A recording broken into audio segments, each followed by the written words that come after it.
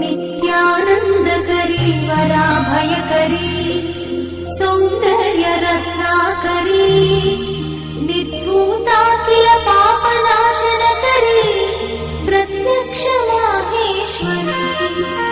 प्राणेयाचलवंश पावनकरी काशीपुराधीश्वरी भिक्षां देहि कृपावलम्बनकरी नित्यानन्दकरी वराभयकरी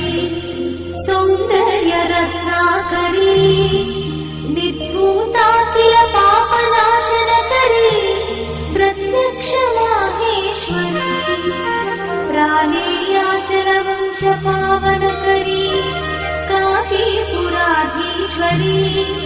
भिक्षा